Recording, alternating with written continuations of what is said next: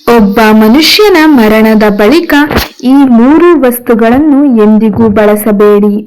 ಒಬ್ಬ ಮನುಷ್ಯನ ಮರಣದ ಬಳಿಕ ಅವರ ಕೆಲ ವಸ್ತುಗಳನ್ನು ಬಳಸಬಾರದಂತೆ. ಹಾಗೆ ಬಳಸುವುದರಿಂದ ಕೆಲ ದರಿದ್ರಗಳು ನಮ್ಮನ್ನು ಸುತ್ತಿಕೊಳ್ಳುತ್ತವೆ ಎಂದು ಪೂರ್ವಜರು ಹೇಳುತ್ತಾರೆ. ಹೌದು, ನಿಮ್ಮ ಜೀವನದ ನೆಮ್ಮದಿನೇ ಹಾಳು ಮಾಡುತ್ತದೆ ಎಂದು ನಂಬಲಾಗಿದೆ. ಹಾಗಾದ್ರೆ ಸತ್ತವರ ಯಾವ ವಸ್ತುಗಳನ್ನು ನಾವು ಬಳಸಬಾರದು ಅಂತ ಇಂದಿನ ಈ ವಿಡಿಯೋದಲ್ಲಿ ತಿಳಿಯೋಣ ಬನ್ನಿ. 1. ಸತ್ತವರ ಆಭರಣವನ್ನು ಧರಿಸಬಾರದು.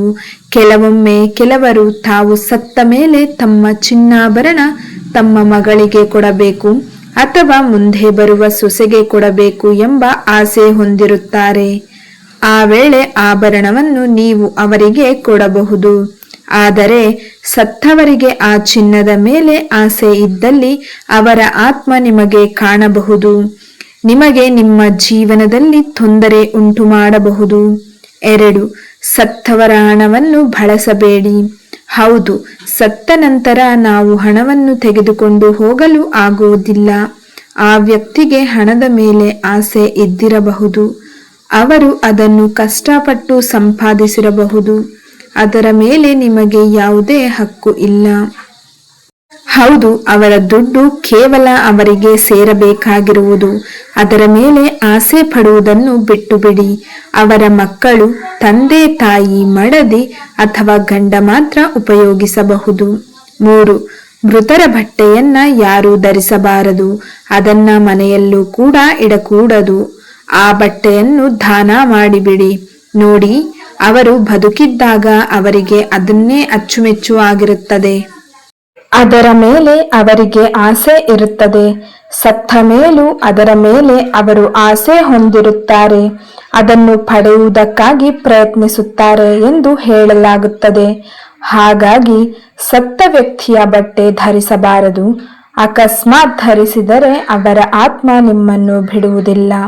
4. ಮೃತ ವ್ಯಕ್ತಿಯ ಮೊಬೈಲನ್ನು ನೀವು ಬಳಸಬಾರದು. ಅದರಲ್ಲಿ ಅವರ ಸೀಕ್ರೆಟ್ ಇರಬಹುದು. ಯಾವುದೇ ಕಾರಣಕ್ಕೂ ಅದನ್ನು ಚೆಕ್ ಮಾಡಲು ಹೋಗಬಾರದು. ಅವರ ಪ್ರೈವೇಟ್ ಫೋಟೋ, ವಿಡಿಯೋ, ಮೆಸೇಜ್ ಇತ್ಯಾದಿ ಯಾವುದನ್ನು ನೋಡಲೇಬಾರದು. ಫೋನ್ ಫಾರ್ಮ್ಯಾಟ್ ಮಾಡಿದ ನಂತರ ಕೂಡ ಅದನ್ನು ಬಳಸಬಾರದು. ಹಾಗೆ ಏನಾದರೂ ಮಾಡಿದರೆ ಅವರ ಆತ್ಮ ನಿಮ್ಮನ್ನು ಬಿಡುವುದಿಲ್ಲ, ಇದು ಖಚಿತ. 5. ತೀರಿ ಹೋದ ವ್ಯಕ್ತಿಯ ಬೆಡ್ಶೀಟ್ ಬಳಸಬೇಡಿ ಮತ್ತು ಬೆಡ್ಡನ್ನು ದಾನ ಮಾಡಿಬಿಡಿ. ನೋಡಿ ಸ್ನೇಹಿತರೆ, ಈ ಪ್ರಪಂಚದಲ್ಲಿ ಸಾವೇ ಸತ್ಯ. ನಾವೆಲ್ಲ ಇಲ್ಲಿ ನೆಪ ಮಾತ್ರ.